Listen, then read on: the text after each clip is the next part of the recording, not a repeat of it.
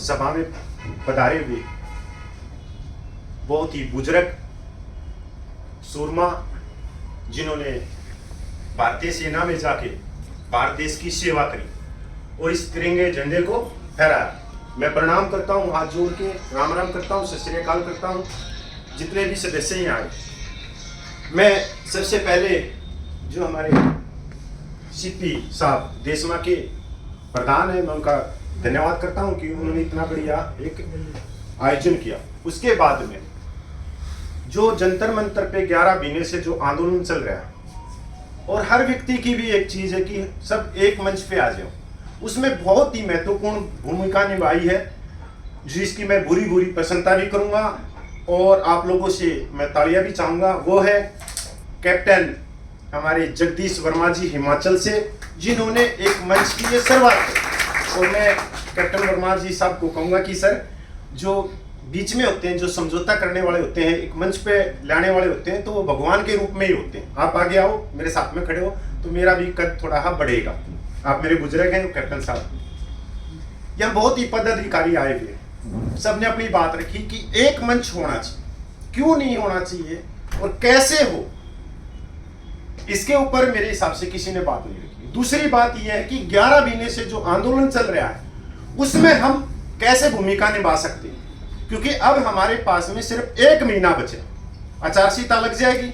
आचार संहिता के बाद में जितनी हमारी ये संस्थाएं बैठी हैं, या जो प्रधान बैठे हैं, या चाहे हमारे प्रगट साहब बैठे हैं जो सबका सैनिक संघर्ष कमेटी के बड़ हैं, 1 महीने के बाद में ये सारी संस्थाएं पीछे हट जाएंगी, धूल चाटेंगी, ये खत्म हो जाएंगी, क्योंकि 5 साल तक हमारे पास में कोई रास्ता ही नहीं रहेगा। और आज जो वर्मा साहब ने जो कहा कि एक मंच पे आना चाहिए, तो जंतर मंतर के धरने को कैसे चलाएं और उसका हम एक जवाब कैसे दें सरकार को कि आज सबका सैनिक संघर्ष कमेटी बैठी है, पर उसके साथ में 38 जो जथेबंदी है पंजाब की, जैसे प्रेम साहब ने कल चार्ज लिया है, उसके साथ में जो बोड़ा साहब आए हैं वो आज चले गए हैं, कल तीसरी और जथेबंदी आ जाएगी हरियाणा के, मतलब कंटिन्यू चल रहे। तो आप लोग कैसे इसको जंतर मंतर को टेक करोगे, जिससे एक संदेश जाए भारत सरकार के पास में कि आज चेहरे बदल गए, आज चौहान साहब आ गए, आज जयपुर से हमारे अर्जुन सिंह राठौर साहब आ गए, आज दूसरी संस्थाएं वाले आ गए।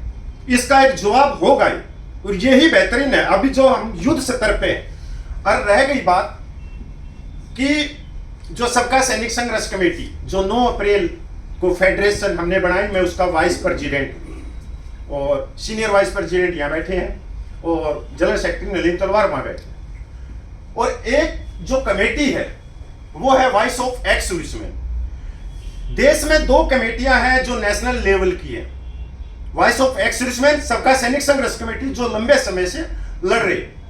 आज सर आपने बहुत महत्वपूर्ण भूमिका निभाई, इसमें कोई दो राय नहीं, पर जब तक सब वॉइस ऑफ एक्स सर्विसमैन इस मंच पे नहीं आएगी तो हम अधूरे रहेंगे। उसके लिए और प्रयास करने पड़ेंगे, उनको भी लाना पड़ेगा, उनको भी लाएंगे, क्योंकि 2 ही कमेटी है। इसके बाद में जो हमने फ्रंट बनाया फेडरेशन जो हमारी है 9 अप्रैल की, और एक बनी है यूनाइटेड फ्रंट 2, ये दोनों अलग अलग व्यक्तियों ने बनाई, एक हमने बना दी, एक दूसरे ने बना दी।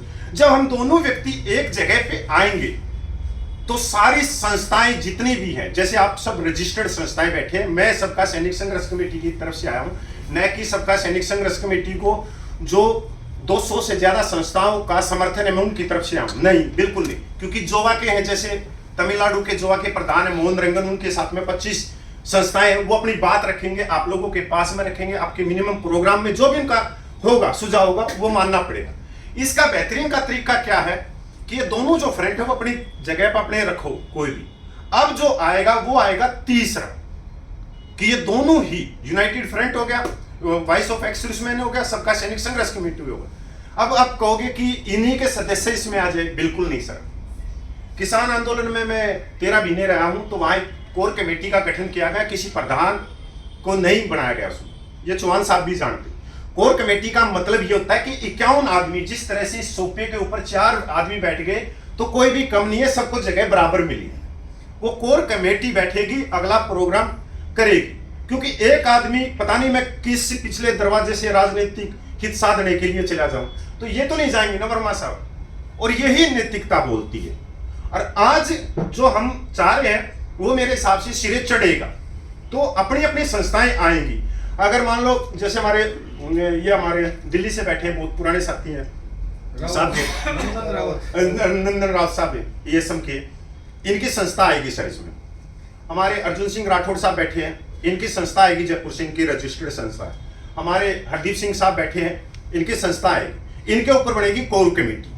और ये इतनी जल्दी आप लोगों को करना पड़ेगा क्योंकि आप लोगों को सबके चेहरे पूरा देश भी देख रहा है। मैं ये भी कहना चाह रहा हूं, यहाँ एकता की बात होगी तो एकता का मैसेज भी जाना चाहिए, क्योंकि सबका सैनिक संघर्ष कमेटी वो है जो बड़बेरी का पेड़ वो झुकना जानती है, सफेदे का पेड़ नहीं। अगर सफेदे का पेड़ होता तो ये 94 साल का बुजुर्ग आज 14 साल से संघर्ष नहीं कर पाता।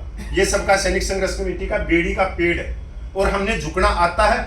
आज भी हम झुक रहे और आज भी हम कह रहे हैं कि नेतृत्व तो आप खुल के करो। हमारे पास में जो पैसे की बात बार बार आ रही है, हमारे पास में जंतर मंतर पे 4-4.5 लाख के करीब हमारे पास में पैसा है। उसके बाद में हमारे जो फेडरेशन के हैं केसीआर SK सिंह साहब आए हुए हैं, जो हमारा पैसा है जंतर मंतर का वो हमारे पास में 10 लाख के करीब। आप कोर कमेटी बनाते ही वो आपके हैंडओवर कर दिया जाएगा। मेरे ख्याल में तो तालियां बजी नहीं इस बात पे कि 15 लाख रुपए आपको हैंडओवर करेंगे और किसी भी तरीके से पैसा आपको कमी नहीं आने देंगे। पर रैली नहीं साहब, तंग हो गए, परेशान। अब लो सख्त फैसला। 1 जनवरी का प्रोग्राम है, आप चाहो तो उसने ले लो। मैं अपने जनरल सेक्रेटरी हरपाल का मैसेज देना चाह रहा हूं, आप ले लो उस प्रोग्राम में, हम आप लोगों के पीछे। आप कहते हो कि नहीं 1 जनवरी के प्रोग्राम में अभी जल्दबाजी मत करो, इसको पीछे कर लेते हैं, आप बुजुर्ग हो पीछे कर देते हैं साहब। आप कोर कमेटी बनाओ, वॉइस ऑफ एक्स सर्विसमैन को लेके आओ और करो फिर 24 जनवरी की को, 25 जनवरी की को, और सिंघू बॉर्डर कर दो तय, जहां से हमारे साथ में सबसे ज्यादा उठता है पंजाब। इसमें कोई दो राय नहीं है, यहां जितने बैठे हैं चौहान साहब भी जानता है। और सिंघू बॉर्डर से चलेंगे सर अंदर, चाहे लाठियां खानी पड़े चाहे कुछ भी खानी पड़े। और जनवरी के बाद में आचार संहिता लग जाएगी, ये कमेटियां यहाँ की यहाँ धरी की धरी रह जाएंगी। और जो ये पैसा है ना, ये चाहे हमारे पास में हो जंतर मंतर पे, चाहिए हमारी फेडरेशन जो हमारा SK है, हमारी वाली फेडरेशन की बात कर रहा हूं मैं, उसके बाद में बहुत सारी फेडरेशन बनी, वो पैसा आप लोगों का है, आप लोगों के पास में रहेगा। जिस समय चाहोगे उस समय आप बस आगे बढ़ो। इससे बड़ी मैं और क्या बात कर सकता हूं। रैली सरकार को झुकाना है तो आपने पता है कि पद्मश्री अवार्ड वो पहलवानों ने किस तरह से झुकाया। तो अब सख्त फैसला का लेना है। जो मेरे तो बहुत छोटे छोटे बच्चे हैं, आप लोगों के तो आपके तो पोते ही बड़े बड़े हो गए, शादी कर लिए, तो मैंने अपने बच्चों को भी छोड़ के चल रहे हैं। तो आप आगे आओ और करो इसका नेतृत्व। हमने कोई दो राय नहीं, पर ये आएंगी जो वॉइस ऑफ एक्स सर्विसमैन और अपनी सबका सैनिक संघर्ष कमेटी। और वर्मा साहब को मैं इतनी जिम्मेवारी देता हूं कि सर कोर कमेटी जल्द से जल्द आप तैयार करो, कोई भी बंदे लो सर, उसमें हमारा नहीं है। चौहान साहब जितने भी जान रहे हैं कि उसमें हमारा भाई सूबेदार में जरसबी गोसल साहब को लो, प्रगट साहब को लो, हरदीप साहब को लो, कोर कमेटी बनाओ, चाहे क्यों आदमियों की कमेटी बनाओ। सरकार के पास में कोई टेबल कुर्सी की कमी नहीं है, जब वहां क्यों आदमी बैठ सकते हैं कॉन्फ्रेंस में, और 100 आदमी बैठ सकते हैं। पर आप इस काम को सिरे चढ़ाओ किसी भी तरह। चौहान साहब को लो, चाहे हमारे ये साहब बैठे, आप जो आपका मन करे देश में से उतने बंदों को आप छाट के कोर कमेटी गठित कर दो और फिर आने दो फैसला। हम पूरी ताकत लगाएंगे, जी जान से लगाएंगे। और 1 जनवरी को अब ये बताओ साहब, इसको चार्ज कौन से लेंगे कि 1 जनवरी को कौन आएगा? मनुष्य दिन तो बना ही लेते हैं, घर में बैठे हुए बनाते हैं। रेल रोको का आप बताओगे नहीं तो हमारा प्रोग्राम फिक्स है। फरवरी तक हम अपने धरने को लेकर चल रहे हैं, उसकी टीम हमने लगा रखी है जंतर मंतर पर। अब मैसेज है कि 1 जनवरी को भाई जंतर मंतर का चार्ज कौन ले, 2 दिन के लिए, 3 दिन के लिए, 4 दिन के लिए। कई तो संस्थाएं दिल्ली की बैठी हैं, तो कोई बड़ी बात नहीं है चलाना, क्योंकि फरवरी तक मेरे ख्याल में आचार संहिता लग जाएगी। राम मंदिर के बाद में जैसे उद्घाटन हुआ आचार संहिता लगेगी, फिर अपने अपने घर में चले जाओ। जो हमारे पास में भी दरी पड़ी है ना जंतर मंतर, वो भी हम भी अपनी उठा ले जाएंगे। तो अब ये है सख्त फैसला कि जनवरी अपने 1 जनवरी को चार्ज लो।